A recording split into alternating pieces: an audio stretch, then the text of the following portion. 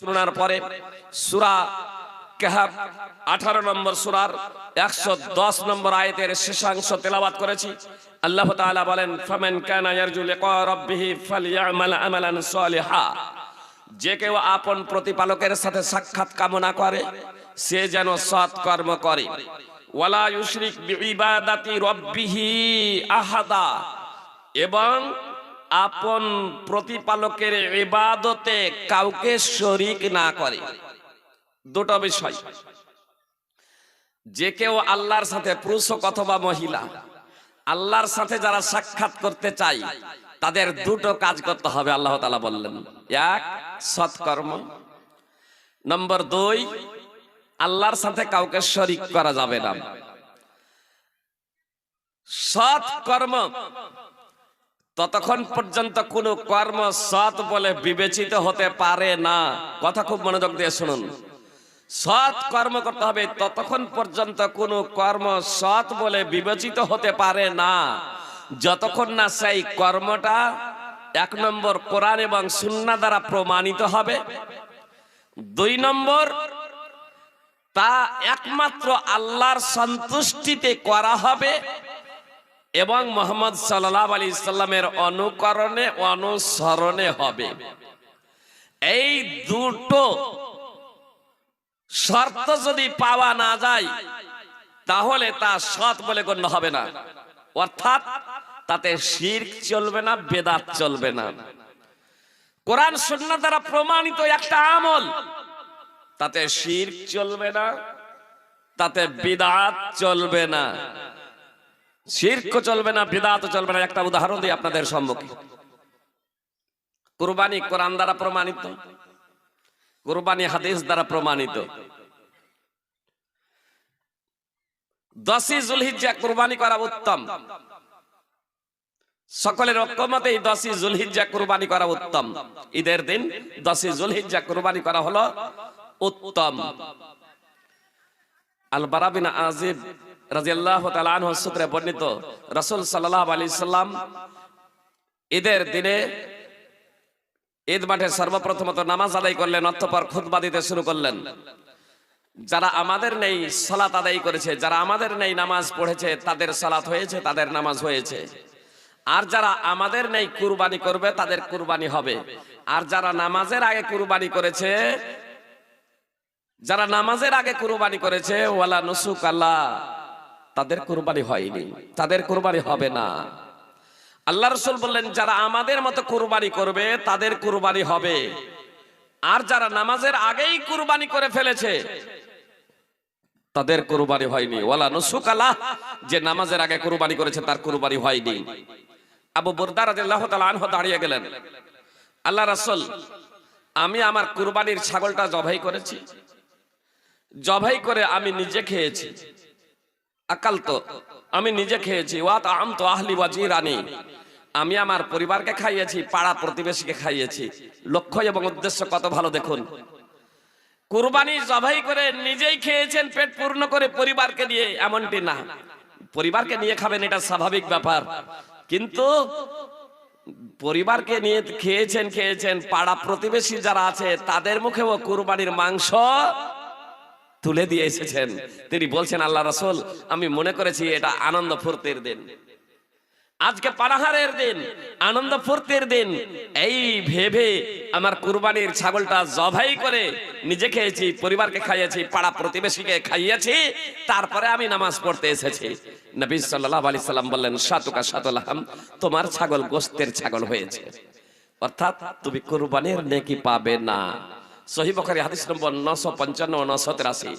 সুপ্রিয় ভাই এবং বোন, এই ব্যক্তি তো কুরবানি করেছে ঈদের দিনে, কুরবানি তো কোরআন এবং সুন্নাহ দ্বারা প্রমাণিত। আর কুরবানি এই ব্যক্তিকে সাহাবী ও জানতে করেছেন, ভুলবশত করেছেন যে নামাজের আগে কুরবানি হবে না। মসলা তার জানা ছিল না, বিধিবিধান জানা ছিল না। তিনি বলছেন, আল্লাহ রাসূল, আমি পানাহারের দিন মনে করেছি, আনন্দ ফুর্তির দিন মনে করেছি। তারপরেও রাসূল সাল্লাল্লাহু আলাইহি সাল্লাম বলছেন, তোমার এটা গোশতের ছাগল হয়েছে, তুমি কুরবানি করবে না, তোমার কুরবানি এটা হবে না। এর পরিবর্তে তোমাকে অন্য কুরবানি দিতে হবে, এর পরিবর্তে তোমাকে অন্য পশু কুরবানি দিতে হবে। তাহলে কোরআন এবং সুন্নাহ দ্বারা একটা কর্ম পাওয়া গেল। কুরবানিটা হলো ভালো কাজ, কিন্তু তাতে ইত্তেবা ছিল না, ইত্তেবা ছিল না। মুহাম্মদ সাল্লাল্লাহু আলাইহি সাল্লামের আনুগত্য ছিল না, অনুসরণ ছিল না, ফলে তা সৎ কর্ম হিসেবে বিবেচিত হয়নি, আল্লাহর দরবারে গৃহীত হয়নি। কর্ম যতই ভালো হোক না কেন, কর্ম যতই ভালো হোক না কেন, সেই কর্মে ইত্তেবা আছে, ইখলাস নেই, অর্থাৎ শিরক আছে, তাহলে সেই কর্ম আল্লাহ তাআলা কবুল করবেন না। মনে করুন নামাজ পড়ছেন, উদ্দেশ্য আল্লাহর সন্তুষ্টি না, উদ্দেশ্য হলো লোকে যাতে বলে যে এ নামাজি। এজন্য দেখেন না, পাত্র দেখতে এসেছে, পাত্র ছেলেকে দেখতে এসেছে, মেয়ের পক্ষ থেকে ছেলেকে দেখতে এসেছে, ছেলে মেয়ে পক্ষের যারা অভিভাবক গার্জেন এরা সব নামাজি, বর তখন ওদের সন্তুষ্টির জন্য এবার নামাজে যাচ্ছে। এ নামাজের কোনো মূল্য নেই, এটা শিরক। এ নামাজের কোনো মূল্য নেই, এটা তো ওদেরকে দেখানোর জন্য, আল্লাহর সন্তুষ্টির জন্য না। অনুরূপ ভাবে পাত্রী বেনামাজি, কিন্তু যিনি দেখতে এসেছেন এরা সব নামাজি, মেয়ে ছেলে যারা এসেছে এরা সব নামাজি। এ যদি দেখে এটা নামাজি পরিবার, যে চাকরিও করে হাই মাদ্রাসায়, আবার বেনামাজি দেখে মুলবি সাহেব জামাই, আর মেয়ে যদি বেনামাজি হয় তাহলে তো মুশকিল, নামাজ পড়বে না, নামাজ পড়ে না। ওই ওয়াক্তের জন্য নামাজি হলো, যদি নামাজি হয়ে আমাকে পছন্দ করে নাই, লক্ষ্য উদ্দেশ্য আল্লাহ তাআলার সন্তুষ্টি নয়, লোক দেখানো, এ নামাজের কোনো মূল্য নাই, এটা শিরক। নবী হুরায়রা ক্বালা ক্বালা রাসূলুল্লাহ সাল্লাল্লাহু আলাইহি সাল্লাম ক্বালা আল্লাহু তাবারাকা ওয়া তাআলা আনা আগনা শুরাকাই আনি শিরক মান আমিলা আমালান আশরাকা ফিহি মাই গায়রি তারাকতুহু ওয়া শিরকা।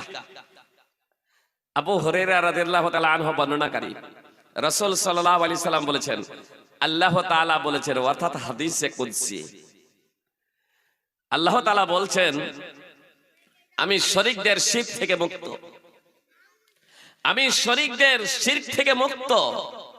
যে কেউ এমন কোন আমল করবে, যে কেউ এমন কোন কাজ করবে যাতে আমার সাথে অন্যকে শরীক করেছে, আল্লাহ বলছেন আমি তাকেও ছেড়ে দেব, তার শিরককেও ছেড়ে দেব, আমি তাকেও বর্জন করব, তার শিরককেও বর্জন করব। সহিহ মুসলিম হাদিস নম্বর 2985। তো কোন কর্ম সৎ কর্ম হিসেবে আল্লাহ তাআলার নিকটে বিবেচিত হবে না যতক্ষণ না সেই কর্মটা কোরআন এবং সুন্নাহ দ্বারা প্রমাণিত হয়, যতক্ষণ না সেই কর্মটা কোরআন এবং সুন্নাহ দ্বারা প্রমাণিত হয় এবং তা একমাত্র আল্লাহর সন্তুষ্টি, ইখলাস লিল্লাহ, একমাত্র আল্লাহর সন্তুষ্টির জন্য, ওয়াল ইত্তিবা এবং মুহাম্মদ সাল্লাল্লাহু আলাইহি সাল্লামের আনুগত্যে না হবে। এজন্য আমরা সদা সর্বদাই এই দুটি বিষয়কে সামনে রেখে আমাদের সকল কর্মগুলো করব, যে আমরা যে কাজগুলো করছি আসলে এই কাজটা কোরআন এবং সুন্নাহ দ্বারা প্রমাণিত আছে না নাই। কোরআন এবং সুন্নাহ দ্বারা প্রমাণিত আছে, কিন্তু মুহাম্মদ সাল্লাল্লাহু আলাইহি সাল্লামের পদ্ধতি আছে কি নাই তারপরে আমাকে দেখতে হবে, প্রমাণ যথেষ্ট নয়। মুহাম্মদ সাল্লাল্লাহু আলাইহি সাল্লামের পদ্ধতি দ্বারা প্রমাণিত হলেই তখন আমরা তা বাস্তবায়ন করবো ইনশাআল্লাহ। আর একটি গুরুত্বপূর্ণ হাদিসের প্রসঙ্গে আপনাদের সম্মুখে ব্যক্ত করে দিই। আনাস রাদিয়াল্লাহু তাআলা আনহু সূত্রে বর্ণিত, তিনজন ব্যক্তি মানে এ তিনজন সাহাবী আল্লাহ রাসূল সাল্লাল্লাহু আলাইহি সাল্লামের অর্ধাঙ্গিনীদের নিকটে এলেন এবং রাসূল সাল্লাল্লাহু আলাইহি সাল্লামের ইবাদত প্রসঙ্গে জিজ্ঞাসা করলেন যে আল্লাহ রাসূল সাল্লাল্লাহু আলাইহি সাল্লামের ইবাদত কেমন ছিল। আল্লাহ রাসূল সাল্লাল্লাহু আলাইহি সাল্লামের বিবিগণ বললেন যে আল্লাহ রাসূল সাল্লাল্লাহু আলাইহি সাল্লাম দিনে রাতে কি করেন। তখন সেই তিনজন সাহাবীর মধ্যে একজন সাহাবী বললেন, তিনজন সাহাবী বললেন যে আল্লাহ রাসূলের সাথে আমাদের তো তুলনা হয় না, নবী সাল্লাল্লাহু আলাইহি সাল্লামের সাথে তো আমাদের তুলনা হয় না। নবী সাল্লাল্লাহু আলাইহি সাল্লামের আগের এবং পরের সব গুনাহ মাফ, আর আমরা তো এমন নয় যে আমাদের আগের পরের সব গুনাহ মাফ। এজন্য রাসূল সাল্লাল্লাহু আলাইহি সাল্লামের জন্য এই ইবাদত তো যথেষ্ট ছিল, কিন্তু আমাদের জন্য না। তখন একজন বলল, আমি সদা সর্বদা সারা রাত ধরে তাহাজ্জুদের নামাজ আদায় করব। আর একজন বলল, আমি সদা সর্বদা সিয়াম অবস্থায় থাকবো, রোজা পালন করব, কখনো বিনা রোজাতে থাকবো না, যতদিন বাঁচবো আমি ততদিনই রোজা রাখবো। আর একজন বলল, আমি বিয়ে শাদী করব না, সংসার করলেই ঝামেলা হবে, ইবাদতে বিঘ্ন ঘটবে।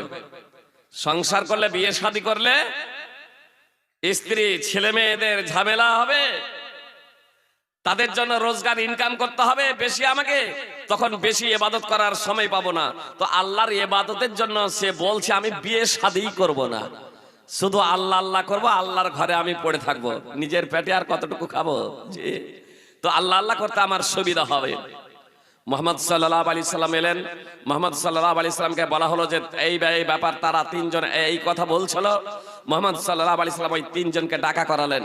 ওই তিনজন এলেন। তারপরে রাসূল সাল্লাল্লাহু আলাইহি সাল্লাম বলেছিলেন, আমা ওয়াল্লাহি, সাবধান, আল্লাহর কসম করে আমি বলছি, ইন্নী লা আখশাকুম লিল্লাহি ওয়া আতকাকুম লাহ, নিশ্চয় আমি তোমাদের থেকে সবথেকে বেশি আল্লাহকে ভয় করি। মুহাম্মদ সাল্লাল্লাহু আলাইহি সাল্লাম বলছেন, আমি তোমাদের থেকে সব থেকে বেশি আল্লাহকে ভয় করি এবং আমি সব থেকে বেশি আল্লাহর অনুগত। লাকিন্নি, কিন্তু আসুম ওয়াফতির, আমি আসুম ওয়াফতির, আমি সিয়াম পালন করি আর আমি বিনা সিয়ামও থাকি, আমি রোজাও রাখি আর বিনা রোজাতেও থাকি। ওয়া আসুম ওয়া উসাল্লি ওয়া আরকুদ, আমি নামাজও পড়ি, সালাত কায়েম করি আর ঘুমায়ও, আমি ঘুমায়ও রাত্রে, আমি ঘুমায়ও আর নামাজও পড়ি। ওয়া তাজাওয়াজুন নিসা, আর আমি মহিলাদের বিয়ে শাদীও করেছি। ফামার রাগিবা আন সুন্নতি ফালাইসা মিন্নি, অতএব যে কেউ আমার সুন্নাত বিমুখ হবে সে আমার আদর্শের উপর প্রতিষ্ঠিত থাকতে পারে না। সহিহ বুখারী হাদিস নম্বর 5063, সহিহ মুসলিম হাদিস নম্বর 1401।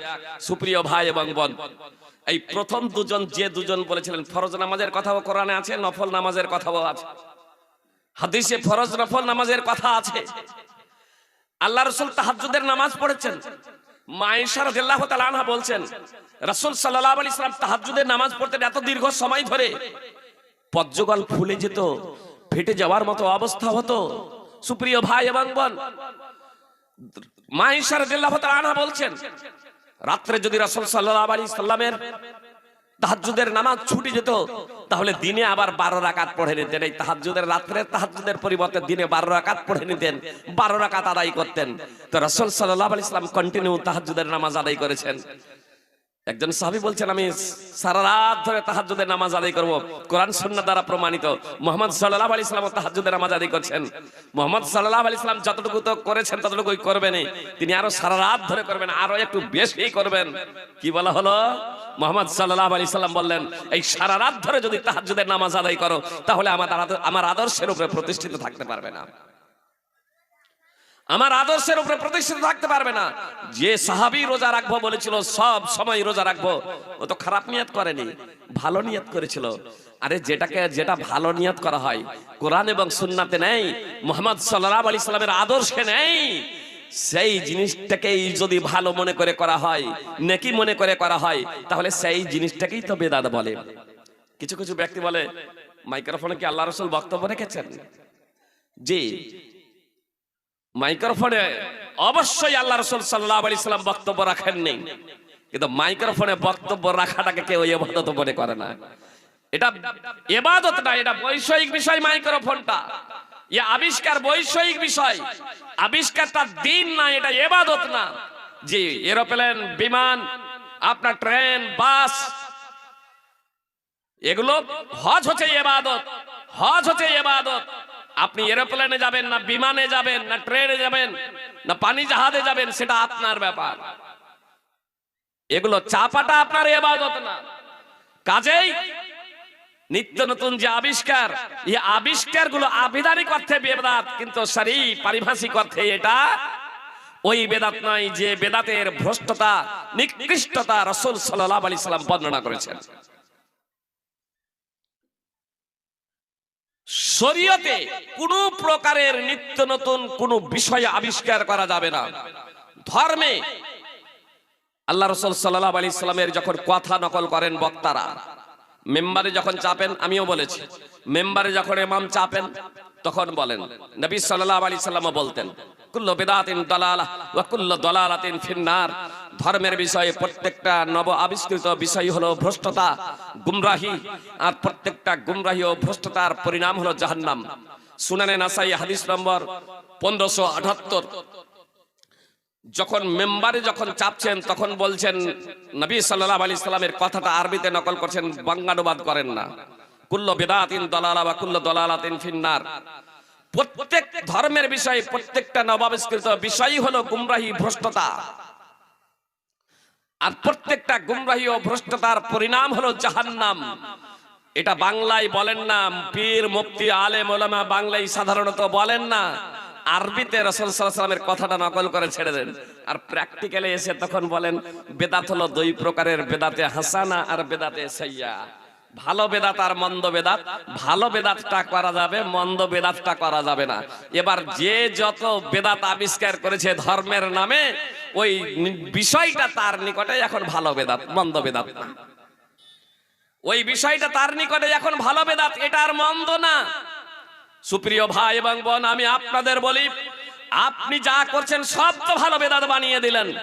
আপনার আল্লাহ রাসূল সাল্লাল্লাহু আলাইহি সাল্লামের কথা যখন নকল করেছিলেন তখন তো সবই বেদাত ছিল, নিকৃষ্ট, ভ্রষ্টতা, গুমরাহি। আপনি যখন এবারকার ভালো বানিয়ে নিলেন, তাহলে এবার আপনাকে বলি মন্দ বেদাতের আপনি উদাহরণ পেশ করেন। বেদাতে সাইয়্যার একটা উদাহরণ পেশ করেন।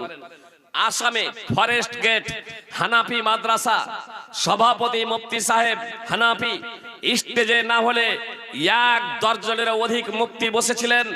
হানাফি মাদ্রাসায় প্রোগ্রাম চলছিল, সেখানে প্রধান বক্তা হিসেবে আমাকে আহ্বান করা হয়েছিল। আমি সেখানে বলেছিলাম ফরেস্ট গেট গোয়ালপাড়া আসাম, সেই জায়গাতে এই বিষয়টা সম্পর্কে আমি বলেছিলাম, আচ্ছা বলুন তো মন্দ বেদাতের একটা উদাহরণ দেন। শ্রোতারাও বলতে পারেন, স্টেজে যারা বসে আছেন মুফতি সাহেব তারাও বলতে পারেন। সবাই সেদিন চুপ করে গিয়েছিলেন, সবাই চুপ, সবাই চুপ, কেউ কিছু বলছেন না। সামনে থেকে 2 জন বলেছিলেন, একজন বলছেন মদ পান করা বেদাত। আমি বললাম মদ পান করা বেদাতই না, নিঃসন্দেহে মদ পান করা হারাম, নিঃসন্দেহে মদ পান করা হারাম। মদ্যপায়ীকে জিজ্ঞেস করেন যে ও কি মদ পান করে নেকির উদ্দেশ্যে? যখন নেকির উদ্দেশ্যে নাই তখন ওটা বেদাতই না। একজন বলছে চুরি করা হারাম, চুরি করা বেদাত। আমি বললাম চোরকে জিজ্ঞেস করেন যে নেকির উদ্দেশ্যে চুরি করে, সবাই জানে এটাও অপরাধ, চোরও জানে এটাও অপরাধ, তো এ বেদাতই না। আরে কোরআন এবং সুন্নাতে নেই যে কাজটা, কোরআন এবং সুন্নাতে নেই, অথবা কোরআন এবং সুন্নায় আছে মুহাম্মদ সাল্লাল্লাহু আলাইহি সাল্লাম এবং সাহাবায়ে কেরাম রাদিয়াল্লাহু তাআলা আনহুমদের আদর্শের পরিপন্থী। কোরআন মুহাম্মদ সাল্লাল্লাহু আলাইহি সাল্লাম এবং সাহাবায়ে কেরাম রাদিয়াল্লাহু তাআলা আনহুমদের আদর্শের পরিপন্থী অন্য পদ্ধতিতে আদায় করা হচ্ছে, তখন সেই জিনিসটাই হচ্ছে বেদাত, সেই জিনিসটাই হচ্ছে বেদাত। তার কারণ এখানে আনুগত্য করতে বলা হয়েছে, আগে বেড়ে যেতে বলা হয়নি। আল্লাহ তাআলা বলছেন ইয়া আইয়ুহাল্লাযীনা আমানু লা তুকদ্দিমু বাইনা ইয়াদাইল্লাহি ওয়া রাসূলিহি ওয়াত্তাকুল্লাহা ইন্নাল্লাহা সামিউন আলীম। আল্লাহ তাআলা বলছেন হে ঈমানদারগণ, তোমরা আল্লাহ এবং তার রাসূলের আগে বেড়ে যেও না। আল্লাহ এবং তার রাসূল সাল্লাল্লাহু আলাইহি সাল্লামের আগে বেড়ে যেও না। অনেকেই বলে কাজটা তো খারাপ না, ঠিক আছে আল্লাহ রাসূল করেননি, সাহাবায়ে কেরাম করেননি, কিন্তু কাজটা তো খারাপ না। আরে আল্লাহ রাসূল করেননি, সাহাবায়ে কেরাম করেননি, আল্লাহ রাসূল সাল্লাল্লাহু আলাইহি সাল্লাম করার নির্দেশ দেননি, আল্লাহ রাসূল সাল্লাল্লাহু আলাইহি সাল্লাম করার নির্দেশ দেননি, এর তাৎপর্যই হলো যে এটা খারাপ। আপনি মুহাম্মদ সাল্লাল্লাহু আলাইহি সাল্লামের ভাষা নকল করলেন, কুল্লু বিদআতিন দালালা ওয়া কুল্লু দালালাতিন ফিন্নার। ধর্মের বিষয়ে প্রত্যেকটা নবাবিষ্কৃত বিষয় হলো গুমরাহি, ভ্রষ্টতা, আর প্রত্যেকটা গুমরাহি ভ্রষ্টতার পরিণাম হলো জাহান্নাম। আল্লাহ বলছেন, হে ইমানদারগণ, হে মুসলমান, তোমরা আল্লাহ এবং তার রাসূলের আগে বেড়ে যেও না। এমন কাজ করো না, এমন পন্থা অবলম্বন করো না যা আল্লাহ এবং তার রাসূল সাল্লাল্লাহু আলাইহি সাল্লাম বলেন নাই অথবা রাসূল সাল্লাল্লাহু আলাইহি সাল্লাম করেন নাই।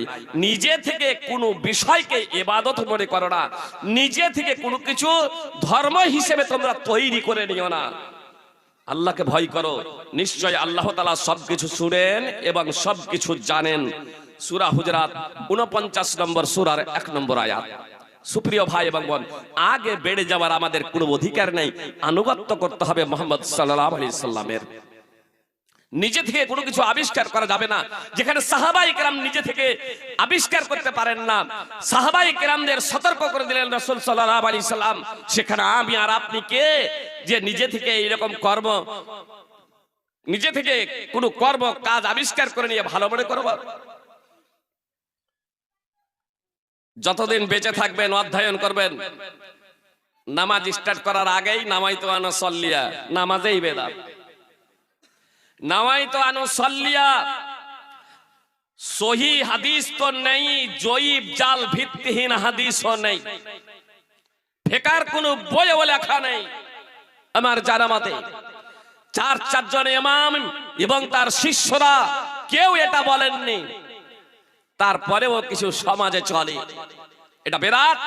মুল্লা আলী কারি হানাফি ইন্নামাল আমালু বিন্নিয়াত তের ভাষ্যে মিরকাতুল মাফাতি, মিশকাতুল মাসাবির ভাষ্য মিরকাতুল মাফাতিতে তিনি লিখছেন প্রথম খণ্ড 43 পৃষ্ঠায় যে রাসূল সাল্লাল্লাহু আলাইহি সাল্লাম 30,000 নামাজ আদায় করেছেন, কিন্তু এক ওয়াক্তের নামাজে নামাইতু আনু সাল্লিয়া সালাতা বলেও নিয়ত করেন নাই।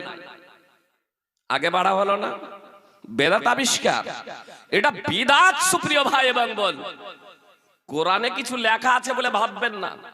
আমাদের দেশে যে কোরআনগুলো আছে, আমাদের দেশে যে কোরআন,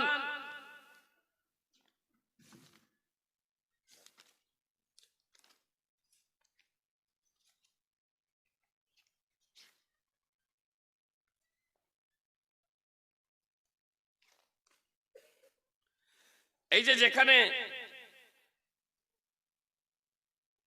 সূরা নাস শেষ হচ্ছে, তারপরে পৃষ্ঠায় দেখছেন একবারে লম্বা দোয়া।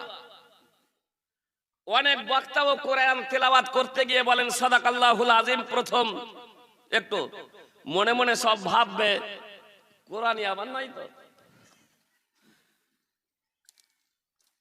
না রাসূল সাল্লাল্লাহু আলাইহি সাল্লাম বলেছেন, না সাহাবায়ে কেরাম বলেছেন, না তাবেঈন বলেছেন, না তাবা তাবেঈন বলেছেন, না সালাফদের কেউ এটা বলেছেন। এটা দোয়া এ পরবর্তীতে জি সৌদির কোন কোরআনে পাবেন না। আমাদের ইন্ডিয়া, পাকিস্তান, বাংলাদেশে যে ছাপা কোরআন, এই কোরআনগুলোতেই পাবেন। আসলে এখানে এসে ভেজাল, এখানে এসে ভেজাল। মা আয়েশা রাদিয়াল্লাহু তাআলা আনহা বলছেন, রাসূল সাল্লাল্লাহু আলাইহি সাল্লাম মজলিস শেষ করতেন কিংবা কোরআন তেলাওয়াত শেষ করলে বলতেন, যখনই কোরআন তেলাওয়াত শেষ করতেন তখন রাসূল সাল্লাল্লাহু আলাইহি সাল্লাম বলতেন, সুবহানাকা ওয়া বিহামদিকা লা ইলাহা ইল্লা আনতা আস্তাগফিরুকা ওয়া আতুবু ইলাইক। আমরা অনেকেই জানি না, বেদাতি দোয়াটা মুখস্থ আছে, আরে সুন্নতি দোয়াটা নেই। ইমাম নাসাঈর আমানুল ইয়াউমি ওয়াল লাইলা হাদিস নম্বর 308 এবং ইমাম নাসাঈর আস-সুনানুল কুবরা হাদিস নম্বর 10067। বিয়ে পড়ানো হয়, আর বিয়ে পড়ানোর পরে শুরু হয় না, হয় না? হাত তুলে। অনেক জায়গায় আছে, অনেক জায়গায় আছে। জিজ্ঞেস করবেন, সহিহ হাদিস তো নেই, বিয়ে পড়ানোর পরে এই করবে। একটা জয়ীব জাল হাদিসও যদি থাকে তাহলে পেশ করেন। বাপ দাদার কাল থেকে করে আসছি, এটা দলিল না, খুব ভালোভাবে জেনে রাখুন। বাপ দাদার কাল থেকে করে আসছি, এটা জমির দলিল না। আজকাল আমাদের জমি মাপজোক হয় না, হয় না? দেখা যাচ্ছে যে আমি 2 হাত জমি অন্যজনের ভোগ করছিলাম, তারপরে লোক আমিন এসে আমার দিকে 2 হাত চেপে দিলেন, আমি মানলাম না, আবার আমিও আমিন ডাকলাম, আরো লোকজন বসলেন, তারপরে আবার দেখা যাচ্ছে যে আবার 2 হাত চেপে দিলেন, আমি মানবো না, মানবো না। আমার আমিনা আমার দিকেই 2 হাত চেপে দিয়েছেন। আবার উনিও চেপেছিলেন, ইনিও চাপছেন। মানবো না? মানবো না? মানতে বাধ্য। উনি যদি ছেড়ে দেন সাধারণ ভাবে, মাশাআল্লাহ, আলহামদুলিল্লাহ। আর যদি দাবি যদি করেন যে এতদিন থেকে ভোগ করে এসেছে, আরো টাকা দাও, সালিস যদি জরিমানা যদি নির্ধারণ যদি করে দেন, আমার কোনো উপায় থাকবে না যে আমি তার জমি ভোগ করে এসেছি এতদিন থেকে। এটা বলবো না যে বাপ দাদার কাল থেকে ভোগ করে এসেছি, অতএব আমারই এটা। দলিল লাগবে, দলিল, দলিল প্রমাণ। দলিল ছাড়া কোনো বিষয় চলবে না সুপ্রিয় ভাই এবং বোন। একটা দলিল পেশ করুন। কথা শুধু ভালো হলেই হবে না, সেই কথাটা প্রমাণিত হবে। যখন আমরা বেদাত আবিষ্কার করেছি, সেখানে সুন্নাত বিলুপ্ত হয়ে গেছে। এই যে নবী সাল্লাল্লাহু আলাইহি সাল্লাম কোরআন তেলাওয়াত শেষে পড়তেন সুবহানাকা ওয়া বিহামদিকা লা ইলাহা ইল্লা আনতা আস্তাগফিরুকা ওয়া আতুবু ইলাইক, এটা আমরা ছেড়ে দিয়েছি। তার জায়গায় বেদাত অনেক জায়গায় আবিষ্কার হয়েছে। সাদাকাল্লাহুল আযীম। আল্লাহ আমাদের হেফাজত করুক। সুপ্রিয় ভাই এবং বোন, বিয়ের পরে হাত তুলে দোয়া করছে, বিয়ের পরে হাত তুলে দোয়া করছেন, এটা বেদাত। সুন্নতি দোয়া অবশ্যই আছে। ইমাম বুখারী রাহিমাহুল্লাহ তো একটা অনুচ্ছেদ রচনা করেছেন, বাবু দোয়া লিল মুতাজাওবিজ। বাবু দোয়া লিল মুতাজাওবিজ, নববরের জন্য দোয়ার অনুচ্ছেদ। আবু দাউদ, তিরমিজি, বিভিন্ন হাদিস গ্রন্থে হাদিস রয়েছে। বুখারীতে রয়েছে বারাকাল্লাহু আলাইক, আর সুনানে আবি দাউদ, সুনানে তিরমিজি, মুসনাদ আহমদ, বিভিন্ন হাদিস গ্রন্থে রয়েছে বারাকাল্লাহু লাকা ওয়া বারাকা আলাইকা ওয়া জামা বাইনাকুমা ফি খায়র। আপনি নববরের জন্য রাসূল সাল্লাল্লাহু আলাইহি সাল্লামের সুন্নতি দোয়া পাঠ করুন। আসলে আমরা না জানার কারণে বেদাত আমাদেরকে চতুর্দিক থেকে ঘিরে ফেলেছে। আমাদের কোরআনকে জানতে হবে, সুন্নাহকে জানতে হবে এবং বেদাত বর্জন করতে হবে। সুপ্রিয় ভাই এবং বোন, বেদাতের এই জন্যই বলছি যে বেদাত চরমতম অপরাধ। আয়েশা রাদিয়াল্লাহু তাআলা আনহা সূত্রে বর্ণিত, রাসূল সাল্লাল্লাহু আলাইহি সাল্লাম বলেছেন, মান আহদাসা ফি আমরিনা হাদা মা লাইসা মিনহু ফাহুয়া রাদ। যে আমাদের শরীয়তে এমন কোন কাজ করবে, এমন কোন কাজ আবিষ্কার করবে যা এই শরীয়তে, আমাদের এই শরীয়তে নেই, যে কেউ এমন কোন কাজ আবিষ্কার করবে যা আমাদের এই শরীয়তে নেই, তা পরিত্যাজ্য। সহিহ বুখারী হাদিস নম্বর 2697, সহিহ মুসলিম হাদিস নম্বর 1718। সহিহ মুসলিমে আয়েশা রাদিয়াল্লাহু তাআলা আনহা থেকেই এই মর্মে হাদিস বর্ণিত আছে, মান আমিলা আমালান লাইসা আলাইহি আমরুনা ফাহুয়া রাদ। যে এমন কোন কাজ করবে যাতে আমাদের নির্দেশ নেই, তা প্রত্যাখ্যাত, পরিত্যাজ্য। এত দ্বারা প্রতীয়মান হলো যে কোন বেদাতকে কেউ নিজে আবিষ্কার করুক অথবা অন্যজন আবিষ্কার করেছে, পরবর্তীতে কেউ তা আমল করছে, দুটাই পরিত্যাজ্য, দুটোই চলবে না, দুটোই অচল, দুটোরই পাপ অত্যন্ত ভয়াবহ। আলী রাদিয়াল্লাহু তাআলা আনহু সূত্রে বর্ণিত, রাসূল সাল্লাল্লাহু আলাইহি সাল্লাম বলেছেন, মান আহদাসা ফিহা হাদাসান আও আওয়া মুহদিসা ফাআলাইহি লানাতুল্লাহি ওয়াল মালায়েকাতি ওয়ান নাসি আজমাইন ফালা ইকবালু মিনহু সারফু ওয়ালা আদল। রাসূল সাল্লাল্লাহু আলাইহি সাল্লাম বলেছেন, মদিনার দিকে ইঙ্গিত করে, যে এখানে যে কেউ বিদআত আবিষ্কার করবে অথবা কোনো বেদাতিকে প্রশ্রয় দেবে, বেদাতিকে কোনো আশ্রয় দেবে, তার উপরে আল্লাহর অভিশাপ, মানব জাতির অভিশাপ, মালাইকাদের অভিশাপ, সমস্ত মানব জাতির অভিশাপ। যে বেদাত করবে অথবা বেদাতিকে আশ্রয় দেবে, কথা খুব মনোযোগ দিয়ে শুনুন, বেদাত করবে অথবা বেদাতিকে আশ্রয় দেবে, সাহায্য সহযোগিতা করা নেকির কাজ, পুণ্যের কাজ, কিন্তু বেদাতিকে আশ্রয় দেওয়ার ব্যাপারে মুহাম্মদ সাল্লাল্লাহু আলাইহি সাল্লাম সাবধান করছেন। যে কেউ বেদাত করবে অথবা বেদাতিকে আশ্রয় দেবে, তার উপরে আল্লাহর লানত, মালায়েকা অর্থাৎ ফেরেশতাদের লানত, সমগ্র মানব জাতির লানত, তার ফরজ নফল কোনো ইবাদতই কবুল করা হবে না। সহিহ বুখারী হাদিস নম্বর 1870, সহিহ মুসলিম হাদিস নম্বর 1370। বেদাত অত্যন্ত ভয়াবহ, বেদাত অত্যন্ত ভয়াবহ। যদি শরীয়তে তার উৎস না থাকে, পবিত্র কোরআন এবং সুন্নাহয় যদি তা প্রমাণিত না হয়, তাহলে তা বেদাত বলে বিবেচিত হবে। আমার আপনার দৃষ্টিতে তা যতই ভালো মনে হোক না কেন, আব্দুল্লাহ ইবনে ওমর রাদিয়াল্লাহু তাআলা আনহু দ্ব্যর্থহীনভাবে ঘোষণা করেছেন, কুল্লু বিদআতিন দালালা ওয়া ইরাহান নাস হাসানা। ধর্মের বিষয়ে প্রত্যেকটা নবাবিষ্কৃত বিষয় হলো গুমরাহি, ভ্রষ্টতা, যদিও মানুষ তাকে ভালো মনে করে। যদিও মানুষ তাকে ভালো মনে করে, একবার স্পষ্ট হাসানা বলেন, যদিও মানুষ তাকে ভালো মনে করে, বেদাতে হাসানা মনে করে, আসলে তা বেদাতে হাসানা নয়, তা ভালো নয়, সেটা হলো গুমরাহি এবং ভ্রষ্টতা। ইমাম বাইহাকির আল মাদখাল হাদিস নম্বর 191, ইমাম ইবনে বাত্তার আল ইবানাতুল কুবরা হাদিস নম্বর 205। অতএব বেদাত